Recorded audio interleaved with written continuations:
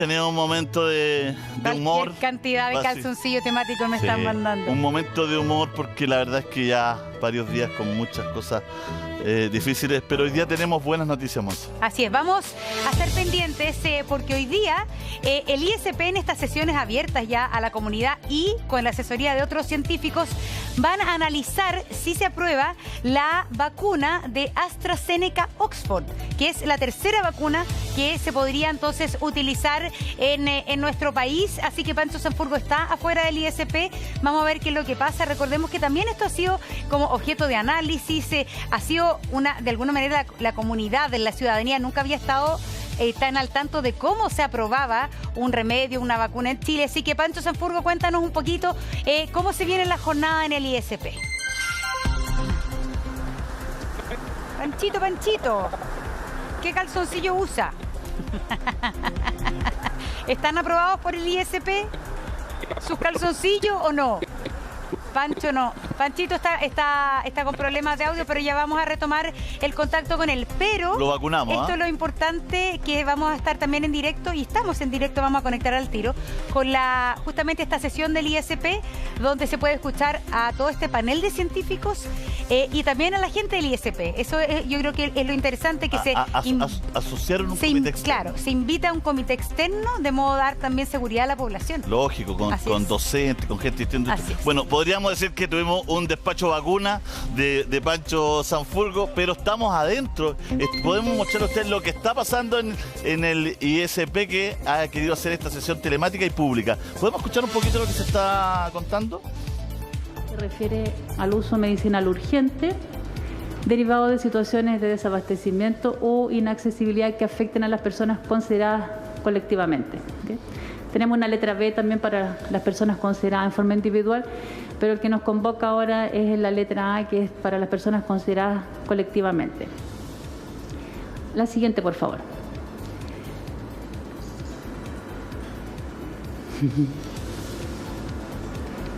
¿Yo puedo? Ahí está, bueno.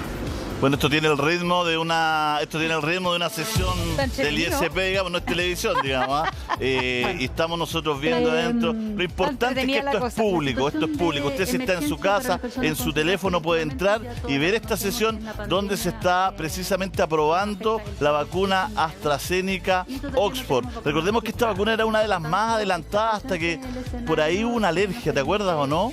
El año pasado, y se frenó un poco.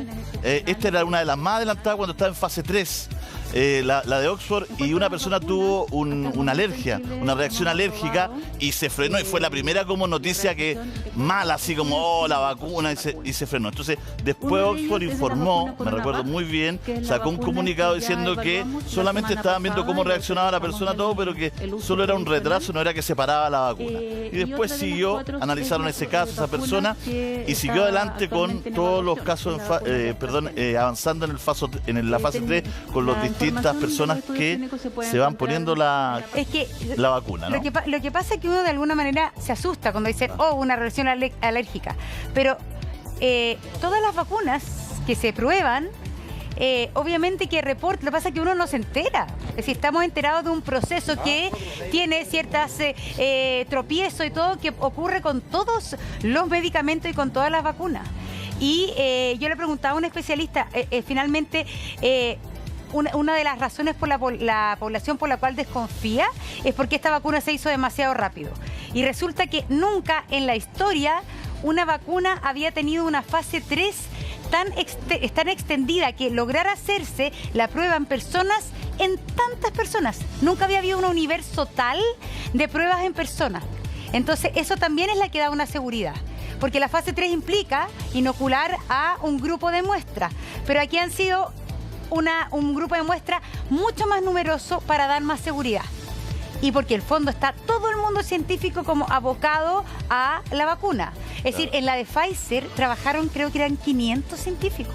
Nunca habían habido tantos científicos abocados a una vacuna. Entonces eso ha sido también la explicación para que la población lo entienda, porque yo he escuchado mucho en la calle, ¿cómo si fue aprobada tan rápido? porque se trabajó más que nunca. Claro. Y se testeó en más población que nunca. Claro, y en el fondo lo que me entrevisté al director del ISP hace un tiempo atrás y me decía, como poniendo énfasis en lo que tú dices, nunca, que la gente no se sorprendiera por la velocidad, porque nunca hubo más dinero para una vacuna que ahora. Entonces porque era una pregunta, ¿por qué va tan rápido esto? Y porque la gente desconfía. Me dijo, nunca trabajaron tantos científicos, porque nunca hubo tantos recursos para una vacuna como esta. O sea, nunca el mundo tuvo los recursos para trabajar una vacuna como se ha hecho ahora, porque en ese momento habían como 16, 18 vacunas probándose en fase 3. Todavía. O sea, entonces, lo estamos hablando de una cantidad de recursos que le han inyectado distintos países, distintas universidades, distintos estados, e incluso, ¿no es cierto?, para poder sacarla adelante. Pancho Sanfurgo, ahora sí. Quería agregarte una cosa. Perdón.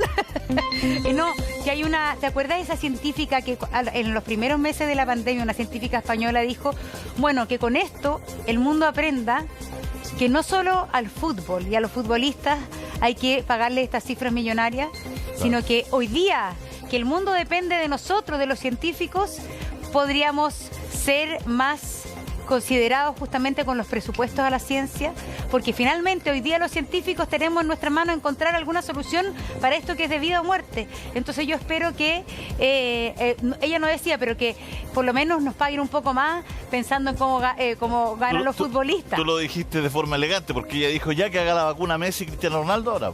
Claro. De alguna manera. Vayan a pedirle a ellos que hagan la vacuna, pues no ganan tanta plata. Claro. Bueno, vamos con Pancho Sanfurgo. Pancho, ¿qué está pasando en el ISP? Esto es importantísimo. Sería la tercera vacuna que el ISP podría aprobar. Esta vacuna podría llegar a Chile en los próximos meses. Se especula que en aproximadamente 2 meses podría llegar esta vacuna AstraZeneca Oxford a Chile, así es que es muy importante lo que el ISP está en este minuto discutiendo, conversando, reflexionando. Pancho. Sí, bueno, están desde las 9 de la mañana que están sesionando una vacuna en la cual se tiene mucha fe, pero que pasó por periodos en los últimos días bastante complejos, porque se publicó en muchas partes y se hablaba de que sobre los 65 años esta vacuna tenía apenas un 8% de efectividad, una situación compleja que vivió esta vacuna y que tuvo que salir la comunidad científica a explicar que había existido un error, que en realidad este 8% correspondía a la cantidad de adultos sobre 65 años que habían participado en el estudio, pero que la efectividad de esta vacuna era mucho mayor. Se habla de cerca de un 70-80% de efectividad, una vacuna que es distinta a las otras 2 vacunas que ya están aprobadas. Recordemos que la vacuna de Pfizer trabaja con el ADN mensajero. Luego está la vacuna de Sinovac, que trabaja con el virus inactivo, y esta vacuna que trabaja con el sistema de vector viral y que además es muy novedosa y tiene la comunidad científica pone mucha ficha en ella porque trabaja con adenovirus de chimpancé, no con adenovirus humano como trabajan muchas otras. Entonces es una vacuna de la que se espera mucho y está ya en su votación aquí en el Instituto de Salud Pública, que probablemente cerca del mediodía ya tendremos una respuesta, como lo tuvimos con los días anteriores con la vacuna de Sinovac. Mira qué interesante, Pancho, la información que nos da. Bueno, todos también hemos aprendido un poco de ciencia con todo esto. Nunca habíamos sabido de realmente cómo exactamente operan las vacunas. Está con nosotros el doctor Eduardo Bronstein y el doctor Juan Carlos Said, justamente para hablar de este tema.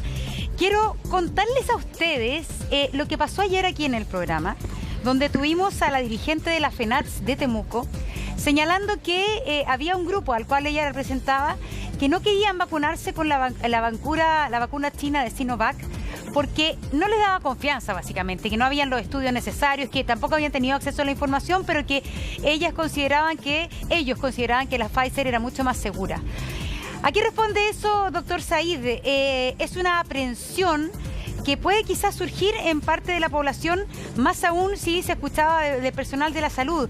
Sin embargo, aquí hay cosas importantes que aclarar. Doctor Said, doctor Bronstein, buenos días. Le damos la palabra en primera instancia al doctor Said. Hola, buenos días. Gracias por la invitación. A ver, creo que las aprensiones del personal de salud son las mismas que tiene toda la población. O sea, una persona naturalmente puede tener dudas respecto a un tratamiento. Entonces creo que en ese sentido no hay que estigmatizar a estas personas, creo que es legítimo tener dudas, ¿no? Y lo importante es que esas dudas puedan ser aclaradas. Entonces, en ese sentido creo que esta vacuna china no hay tampoco que estigmatizarla por ser china. Creo que la gracia cuando hablamos en ciencia es que no importa si algo es de China, si es de Alemania, si es de Francia, lo importante es que estén los datos sobre la mesa y que los pueda ver la comunidad científica. Eso es lo relevante. Y lo que sabemos hasta ahora, al menos en base a lo que han aprobado agencias internacionales de certificación de medicamentos, es que esta vacuna sería bastante segura. Es una vacuna que que salva vidas, es una vacuna que previene la enfermedad, es sobre todo muy efectiva en dos cosas que son clave. Uno, impedir las hospitalizaciones, y dos, salvar vidas. Quizás no es tan efectiva como la vacuna Pfizer en prevenir el contagio, ¿no? Pero eso no tiene nada de malo. Muchas veces nos olvidamos que, por ejemplo, una vacuna como la influenza tampoco es muy efectiva en cortar la transmisión del virus. O sea, si uno se vacuna, por ejemplo, para la influenza, igual le puede dar influenza. Pero lo que sí sabemos es que todas las personas que se vacunan para la influenza todos los años, ninguna o casi ninguna se muere o tiene hospitalización producto de eso. Y eso es lo relevante. Entonces la vacuna china puede ser una gran herramienta para lo que más nos interesa, que es salvar vidas. Si todas las personas que están en riesgo se vacunan, ¿no? Significa que este virus se convierte en un resfrío, ¿no? Porque ya nadie se muere y nadie se hospitaliza. Entonces, ese es el mensaje para llevarse para la casa y no decir, mira, esta vacuna es 50% efectiva en cortar la circulación. Lo que importa es que pareciera ser 100% efectiva en salvar vidas. Y eso es clave. Muy interesante lo que dice. Y ¿sabe lo que escuchaba también? Que yo creo que usted también está dando el clavo, que hay cierto prejuicio a que esta vacuna sea china. Yo creo que eso hay que abordarlo directamente. Dicen, yo confío más en una vacuna que viene de Estados Unidos con tecnología alemana que en una china. Pero actualmente en Chile se utilizan muchas vacunas chinas y del mismo laboratorio. Es decir, yo veía que con otro nombre es el mismo laboratorio que produce vacunas chilenas en Chile contra la influenza y contra la hepatitis. Entonces no estamos hablando de un laboratorio que recién, la verdad, que estamos conociendo. Es así, ¿no es cierto, doctor Said? A no ser efectivamente. O sea, a ver, mira, desconozco el detalle si hay otras vacunas de este mismo laboratorio, pero sí te puedo decir que esta vacuna es una vacuna que se diseñó por un método muy tradicional, ¿no? Es un método que está absolutamente probado, que se usa para otras vacunas. Entonces, en ese sentido, creo que da mayor indicador de seguridad. Es decir, es un método absolutamente probado, es la forma más tradicional, más normal de hacer una vacuna. Entonces, en ese sentido, yo llamaría a ver objetivamente las cifras, a ver los números, y no quedarnos como estigmas, decir, mira, esto es chino. Porque efectivamente, bueno, hay muchas cosas que son chinas, pero lo importante es ver la evidencia científica, decir, mira, esto sirve o no sirve. Y cuando vamos a los números, parece ser que la vacuna es muy buena en salvar vidas y en prevenir hospitalizaciones. Quedémonos con ese dato y transmitamos este mensaje también a la comunidad, no solo a los pacientes, sino al personal de salud, que en esto se comporta como cualquier otra persona que también puede tener dudas. Y lo importante es decir, mira, alguien que tiene dudas de una vacuna no es alguien que está en contra de las vacunas, ¿no? Sino que es alguien que tiene dudas, como cualquier persona puede tener dudas respecto a un tratamiento. Yo le voy a decir a alguien, mira, tú necesitas operarte, tú necesitas quimioterapia, tú necesitas una cierta cirugía. Bueno, el paciente va a tener dudas. Eso no significa que el paciente sea anticirugía, antiquimioterapia, sino que es un paciente que tiene legítimas dudas. Esas dudas las tiene que responder la comunidad científica y ir avanzando en un proceso que es lento, pero que tiene que ver con educar a las personas respecto a la importancia de las vacunas, que son el invento humano que más vidas salva después del agua potable. Doctor, solamente para entrar en la misma idea que usted está diciendo, doctor Said, le vamos a pedir a nuestro doctor que nos acompaña también, al doctor Singh, que nos ayude con la diferencia entre las dos vacunas que ya están aprobadas por el ISP. La de Pfizer y la China. La diferencia de las dos, porque una creo que funciona con el ARN, ¿no es cierto? Y la otra es del modo, como dice el doctor Said, más normal que conocemos, ¿no? Que es con una pequeña dosis del virus. ¿Por qué no nos cuenta la diferencia entre las dos para que la gente tenga información?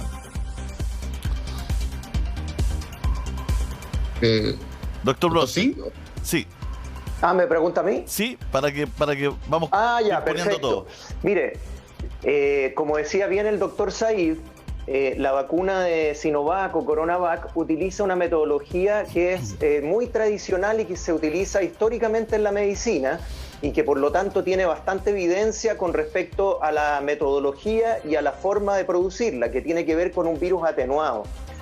Se utilizan procesos bioquímicos en los cuales uno tiene el virus original y lo somete a ciertos procesos de biotecnología, y ese virus produce una respuesta inmune, pero no produce una infección propiamente tal en el cuerpo.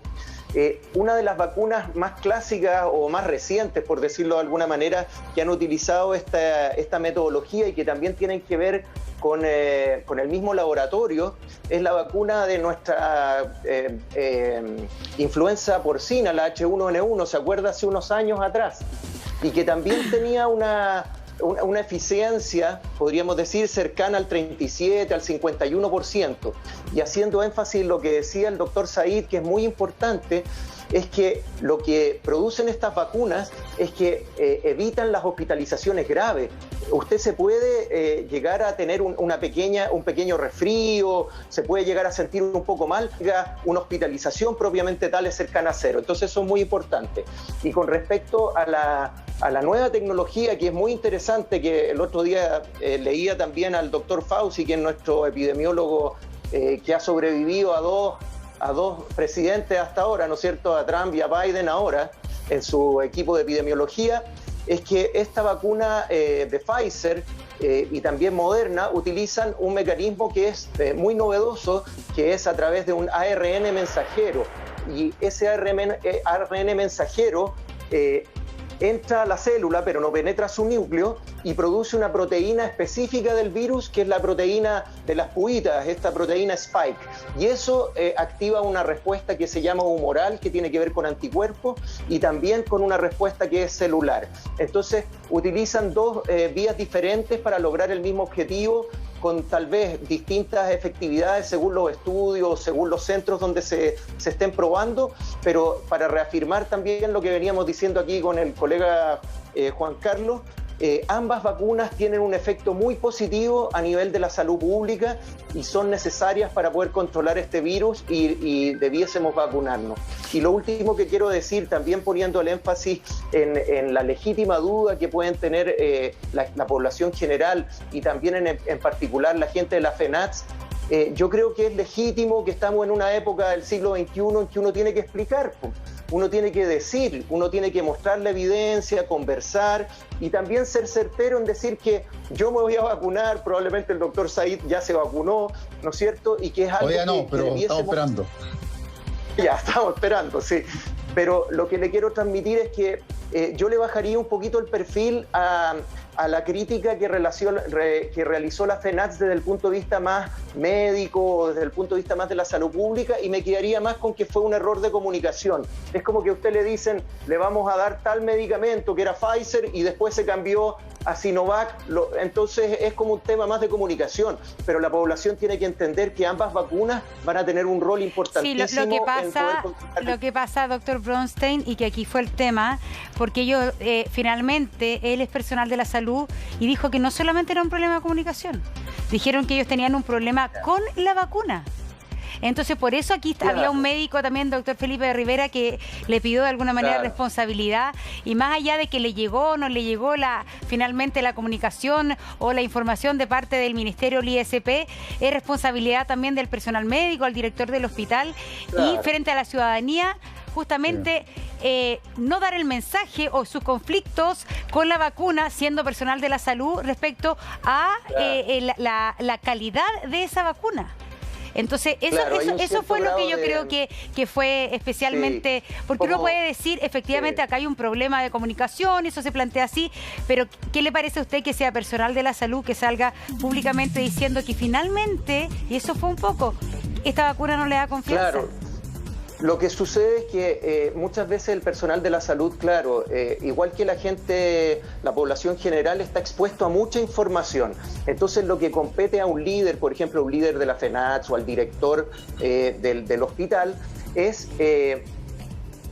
jerarquizar la evidencia que existe. No es lo mismo que esté, por ejemplo, la información acerca del Sinovac esté expuesta en una revista de categoría, por ejemplo Lancet, que en las fases 1 y 2 respaldó a la vacuna Sinovac, a que aparezca, por ejemplo, alguien hablando en YouTube que no tiene fundamento científico. Entonces, es grave que se den estas contradicciones, más que nada porque confunde a la población general. Exacto. Pero yo creo que tiendo a pensar que es desinformación y que los estamentos, ya sea médicos, enfermeriles, de técnicos paramédicos, kinesiólogos, tuvieran mayor fluidez en la comunicación. Pero lo que tenemos que transmitir ahora es que todas las vacunas que están siendo aprobadas por el ISP son herramientas muy necesarias y seguras, y que en distintas proporciones van a ayudar a que podamos poco a poco ir controlando esto que ha sido muy duro para todos.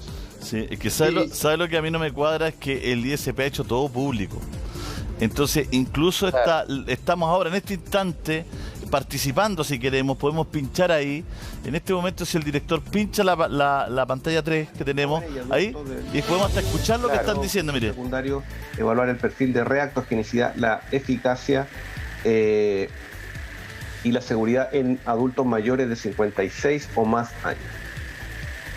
Los grupos etarios para este estudio se dividieron como están en esta lámina, ¿cierto? Un grupo entre 56 y 69, otro grupo sobre 70 años, un tercer grupo entre 5 y 12 años, un cuarto grupo entre 18 y 55. Ahí está hablando de los grupos etarios donde se probó AstraZeneca, que es bien interesante porque precisamente en los grupos que al parecer, por lo que la información que tenemos, Sinovac no llegó, que es pasado los 50 y tantos años. Entonces, la combinación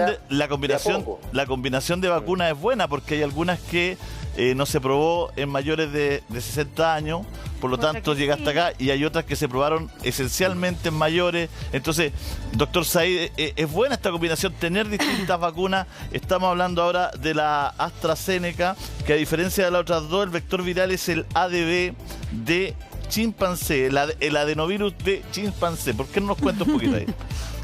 Sí, mira, creo que es muy bueno lo que está sucediendo esta vacuna AstraZeneca por varios motivos. Primero, y que no es menor, es una vacuna que es más económica, ¿no? Es una vacuna que cuesta en dólares americanos $2 la dosis, que comparemos con la vacuna Pfizer, que está entre 20 y 25 dólares a nivel internacional, ¿ya? Entonces, sobre todo si queremos que una vacuna sea masiva, no solo en Chile, sino también a nivel mundial, ¿ya? Porque ojo, que acá la pandemia se va a cortar, no solo cuando nos vacunemos en Chile, sino cuando hay un gran número de personas en el mundo que esté vacunado. Eso va a permitir que el mundo vuelva a ser lo más normal posible. Entonces eso es clave. Lo otro, que esta vacuna, además, es una vacuna que se puede almacenar en un refrigerador normal, ¿ya? Eso también es una gran ventaja. No es lo mismo tener que usar un sistema específico para congelar. Menos 70 grados versus este que entre 2 y 8 grados. Exactamente, claro. 2 y 8 grados es un refrigerador normal, es lo que está disponible en todos los consultorios, en todos los sistemas de vacunación, y eso permitiría que llegue a regiones aisladas del país sin una logística tan complicada. Entonces creo que eso es muy bueno. Y también creo que es una vacuna que tiene un buen perfil de efectividad, es decir, se estima que sería alrededor de un 70% en reducir el contagio, y que incluso podría tener un rol en ser 50-60% efectiva en reducir el contagio sin síntomas, es decir, la persona que se contagia y que no hace síntomas. Entonces, son buenas noticias por donde se mire, y yo quiero reforzar lo que dijiste tú, Luis César, de que acá todo esto se ha hecho de forma muy transparente. O sea, el ISP ha sido muy público en esto. Mira, nuestro sistema de salud tiene muchos problemas, ¿ya? Pero yo te diría que si hay algo que hemos hecho bien históricamente, ha sido nuestro sistema de vacunación, y algo que nos podemos sentir orgullosos de que tenemos un comité que se llama el CABEI, que da muy buena asesoría, que está formado por profesionales de alta trayectoria, de gran nivel técnico. Tenemos un sistema también de vacunación. O sea, nosotros no tenemos que inventar un sistema de vacunación para distribuir esta vacuna, lo tenemos, ¿ya? Doctor Said, y son súper generosos para explicar. Toda la gente que trabaja en el sistema de vacunación dan entrevistas, explican clarito. Por eso ayer nosotros estábamos en una posición muy difícil con la gente de la FENATS, porque entendemos que un tema de comunicación, de información, quizás de rencilla política, no sabemos, pero hay que tratar de dejar afuera la vacuna porque estamos generando confianza. Es tan importante. El ISP ha trabajado súper bien, no solamente con la gente del ISP, sino que ha extendido, ha abierto ¿no es cierto?, sus límites y ha invitado a profesionales de todo Chile a un comité de expertos más ampliado, externo. Entonces hay profesores me tocó entrevistar a una profesora de la Universidad Austral, por ejemplo, que estaba trabajando también en el comité y que tenía toda la información. O sea, se está tratando de hacer lo más transparente posible. No es un órgano, ¿no es cierto?, politizado, es un órgano de profesionales, de gente que ha trabajado toda su vida en esto. Entonces hay que darle ponerle una ficha ahí de confianza importante, porque el trabajo que se está haciendo no solamente es serio, sino que yo creo que es muy importante para el país. Acá tenemos un gráfico, doctor Saide, que queríamos mostrarle a la gente. También tenemos un gráfico respecto a las vacunas, ¿no es cierto? Ahora estamos viendo esta vacuna Oxford AstraZeneca, que el origen es del Reino Unido, que son 2 dosis, adenovirus humano que tiene DNA. En Chile se espera inocular a 3.000 personas y profesionales de la salud voluntarios. En el fondo, ¿cómo se hizo todo esto? 18 años sin tope de edad, 35.100 a nivel mundial. En Chile su estudio está en fase 3. Los ensayos se iniciaron el 2 de diciembre. Eso es interesante porque en Chile se hizo el estudio. Hay personas que se inocularon la vacuna AstraZeneca Oxford. Y el instituto a cargo de esto fue la Universidad de Chile. Y vamos a ver la siguiente, porque en el caso de la vacuna Sinovac, el instituto a cargo fue la Universidad Católica. Ahora veamos la vacuna Pfizer-BioNTech, que también es de 2 dosis. La tecnología es el ARN mensajero en partícula lipídica, que es un poco más vinculado a la tecnología de los ADN y genética. Contará con 10 millones de dosis. Los voluntarios fueron entre 16 y 85 años y el proceso entonces de fase 3 se hizo con 43.500 personas a nivel mundial. En Chile ya se encuentra aprobada por el ISP. Y la siguiente vacuna, entonces, la que se aprobó la semana pasada, estamos hablando de la Sinovac BioNTech, que es de origen chino, también es 2 dosis, virus inactivo. En Chile se espera inocular a 3.000 personas. Esa cifra está obsoleta porque van a llegar 2 millones de vacunas ya la próxima semana. Los voluntarios fueron de 18 hasta 60 años, es por eso que llega hasta 59 años la aplicación, porque las pruebas se hicieron solo hasta 60 años. No es porque todavía no se sabe efectivamente si sirve o no, porque no se han hecho pruebas. El grupo de muestras son 24.530 personas. Y en Chile está su fase, también hubo fase 3 de prueba acá, y el instituto a cargo estuvo a cargo de la Universidad de Chile. ¿Sabe qué? Yo quería... No me acuerdo si en esta 11 fue que vacunaron a la gente de alguna empresa industria en el sur. De pollos, pinchaban de vacunar desde el gerente hasta, no sé, hasta la persona que iba a honorarios, por ejemplo, no sé, un par de días. Voluntarios. Eran todos voluntarios, claro. pero era la gama, ¿no? Y yo conocí también a varias personas que voluntariamente se vacunaron con la de Oxford. Era en San Fernando, creo que era por ahí. Es que, ¿sabe qué? Quería decir una cosa también para como bajar las aprensiones respecto a la vacuna Sinovac. Que tal como ustedes lo explican, la vacuna Sinovac es la que tiene la tecnología que habitualmente usamos siempre todos nosotros en las vacunas, que es lo que nos enseñaron desde chiquitito, que se le pone uno un poquitito del virus para que uno genere anticuerpos.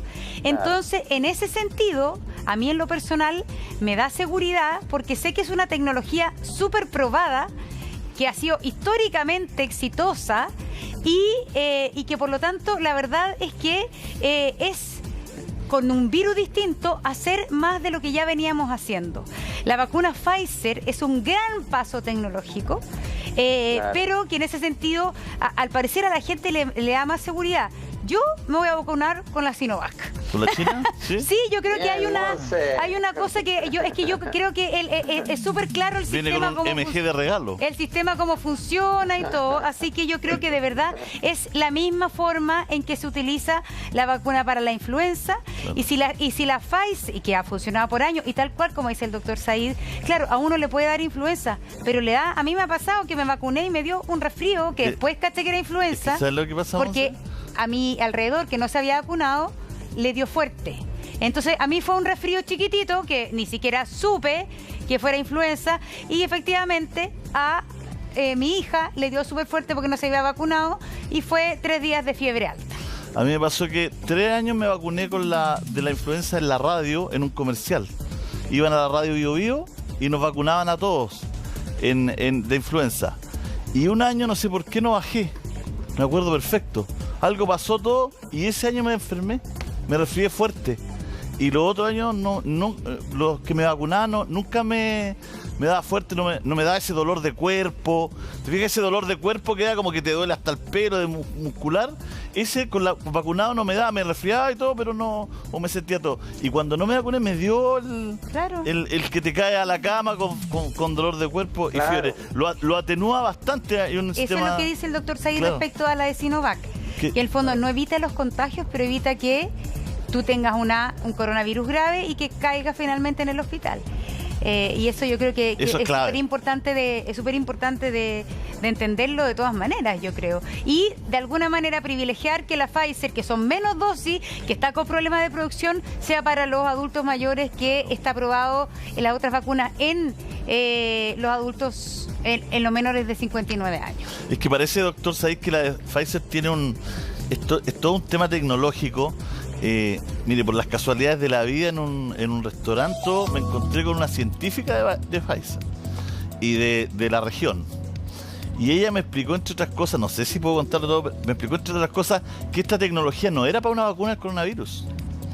Ellos con esta tecnología están tratando, mire lo que voy a decir, tratando de hacer un sistema para evitar enfermedades que hoy día son muy complejas.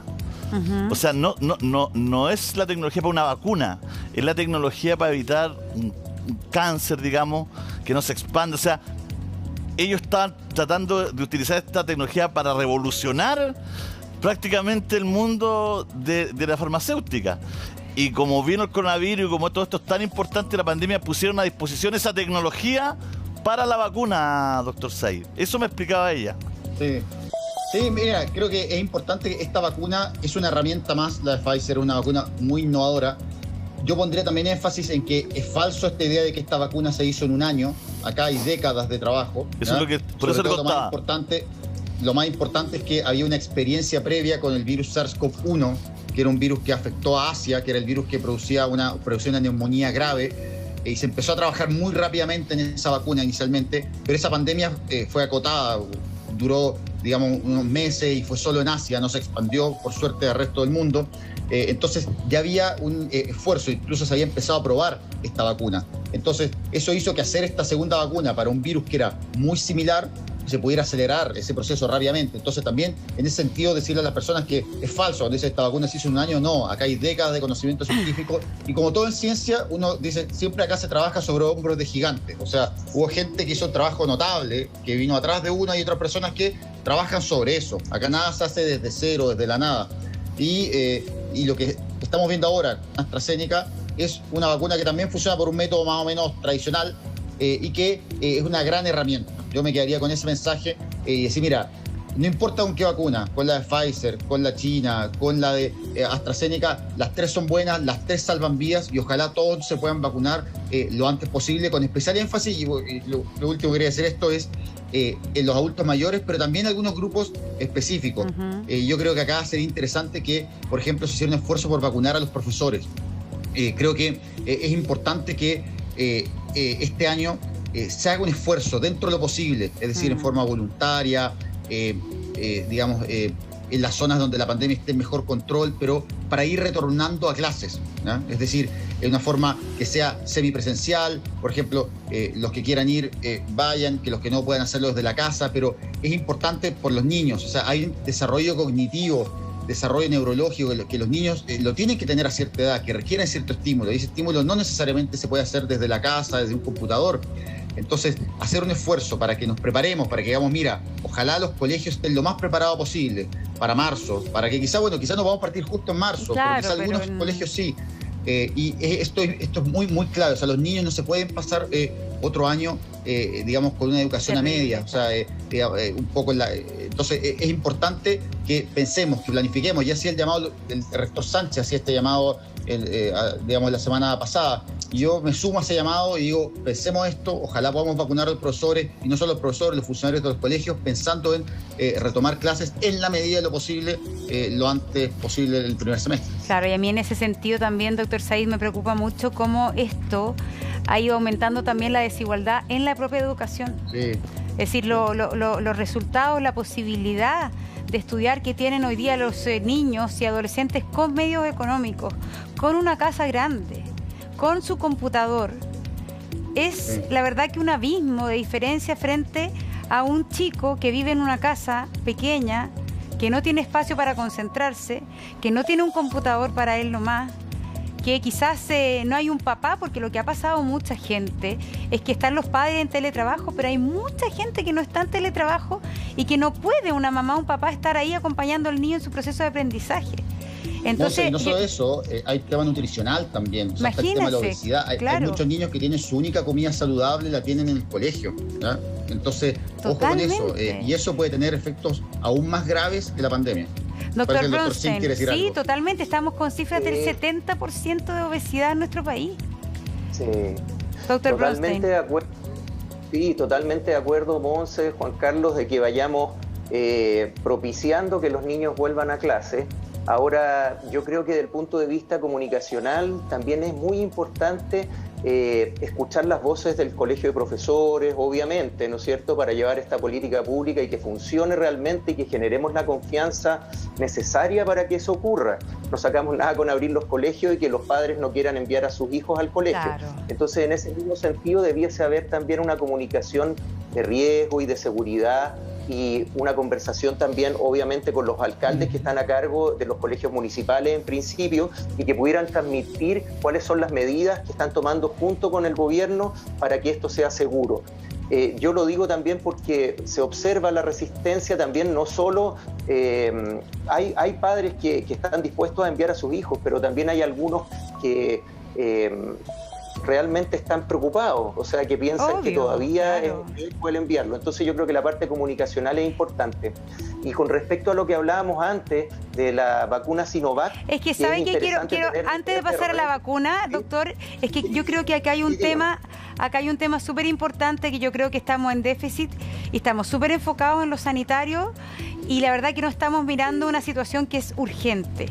Acá hay, de alguna manera, relaciones cortadas entre un ministerio y un colegio médico. Hay una queja muy grande por parte de los sostenedores municipales y ahora también los que están los que son estatales respecto a la implementación de las medidas de seguridad. Yo aquí lo he dicho, a mí me parece insólito que existan fondos concursables de los colegios municipales para implementar las medidas de seguridad. Aquí debería haber una política nacional de implementación respecto a todo lo que tiene que tener un colegio para que pueda funcionar. Y ahí, claro, es voluntario si lo mandan, no, pero en el fondo estamos atrasadísimos, todavía las relaciones están cortadas, todavía el colegio de profesores se siente... ya terminando enero, estamos terminando, todavía el colegio de profesores siente que no hay posibilidad de diálogo con el Ministerio, el Ministerio de Salud, pero acá hay que realmente establecer el diálogo para que haya una confianza respecto a que los profesores se sientan en confianza, pero que haya una implementación. Es decir, ¿qué vamos a hacer? ¿Vamos a poner unas micas de acrílico entre escritorio y escritorio? Bueno, eso hay que financiarlo. Hay que poner... Vamos a hacer clases diferidas. Vamos a hacer clases diferidas, entonces vamos a tener que pagarle una doble, porque yo creo que también hay un tema, vamos a tener que pagarle una doble jornada a los profesores. Todo eso es un tema que hay que poner sobre la mesa, hay que poner plata. Entonces, realmente yo creo que ahí estamos en la piedra de tope y yo veo una inactividad absoluta, en este minuto paralización respecto a eso, y que se necesita de parte de la autoridad, la verdad, que tender puentes. Esa es mi llamado, yo creo que es súper importante. Sí, una apertura desde el punto de vista territorial, como he escuchado, que tiene que ver con los municipios, con la gente que realmente va a llevar a cabo las medidas. No sacamos nada con decir una norma que se hace entre cuatro paredes, como hemos dicho en otras oportunidades, y que no llega a puerto.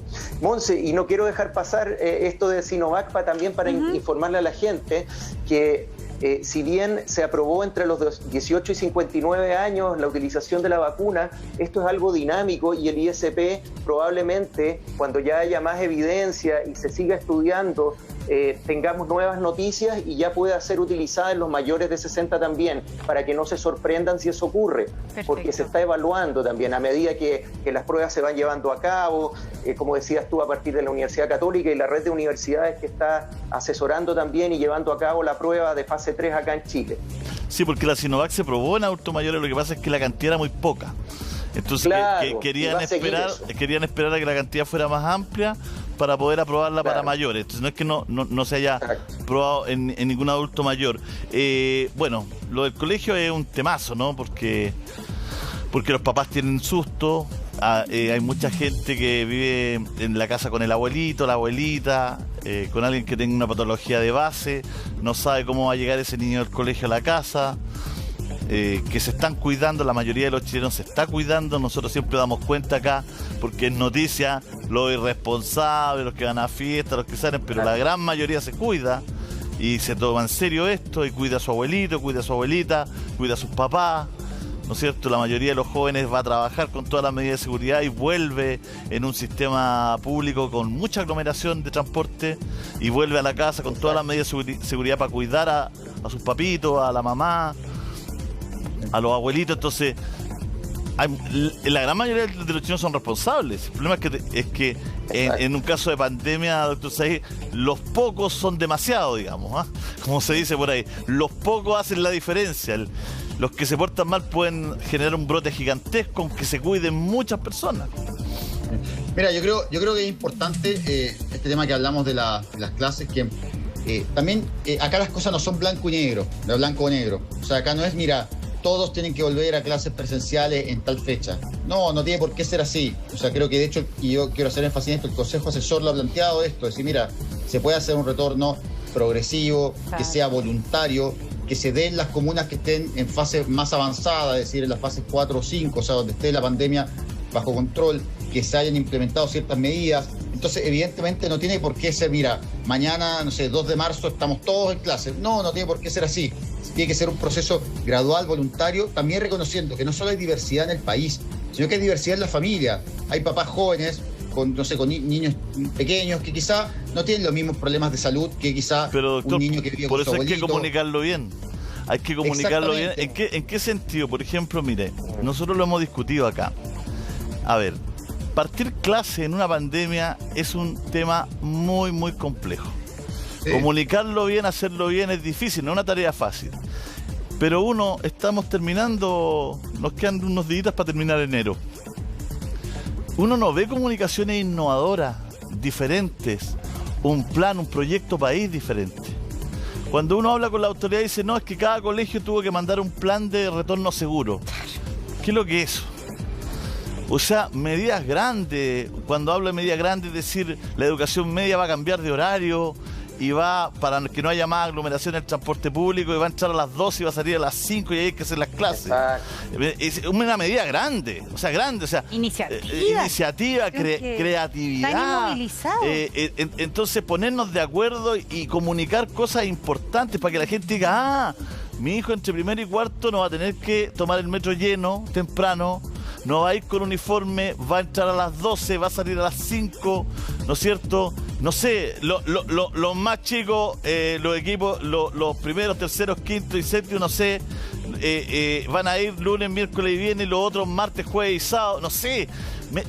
Yo estoy inventando, pero lo que quiero decir, medidas diferentes, diferenciadoras, creativas, grandes, donde también tiene una cuestión que es muy importante de liderazgo, que es traspasarle a los ciudadanos responsabilidades concretas para que se sientan parte de un proceso y no parte de una manada. Cuando tú le dices a un estudiante, tú vas a ir en este y este otro horario, vas a tener esto, no tienes que usar uniforme, tienes que usar tu alcohol gel como un lápiz, etcétera, etcétera, tú le traspasas también una responsabilidad al ciudadano, que como tal forma parte de un proceso. Y no todo que lo anden mandando uno para acá, lo mandan para allá, venga pero aquí. Además que ahora ni siquiera están mandando. Entonces, si te juro lo que dices ¿Me entiendes lo que le quiero decir o no? Claro, y lo que dices tú es que no hay un plan. Y el plan, que es lo que yo he señalado, que sea un fondo concursable para que cada colegio presente lo que quiere hacer para poder retornar a clase como medida de seguridad. Me parece, claro, acá te necesitan apoyo, como dices tú, que sea una política nacional, cómo se vuelve a clase. Y ahí quiero señalar, completando lo que dices tú, Julio, otra cosa que va a aumentar la brecha y la desigualdad. Los colegios particulares sí tienen plan. Lo que señalas tú, yo conozco muchos casos, lunes, miércoles y viernes van los octavos, los quintos, y están planificando. Entonces, están planificando. Los otros van, hay 2 jornadas. Entonces, ellos, claro, son colegios que tienen posibilidades de hacer esto. Me imagino que a los profesores les pagan alguna hora extra. Pero entonces, de nuevo, vamos a estar frente a una situación que el porcentaje mínimo de colegios particulares, que les va mejor porque tienen una mejor calidad de la educación, etcétera, van a salir de nuevo con ventaja frente a todo el resto de la principal población escolar de nuestro país que estudia en colegios públicos. Entonces yo creo que aquí estamos viendo muy poco el problema. Así es, yo creo que solo aprovechamos un poco, Julio, lo hemos conversado un montón de veces como detrás de cámara, pero yo creo que el tema de la educación nos tiene súper preocupados a todos y sentimos que está dejado de lado. Sí, claro. Y hay que trabajar, hay que donde a uno le gustaría que sea ser político, para poder proponer cuestiones que fueran efectivas. Yo creo que darle un rol responsable a la gente, hacerlos parte, es demasiado relevante. Último minuto, doctores, denos solo un segundo. Lucho Ugalde quiebra la información. Lucho, cuéntanos. Sí,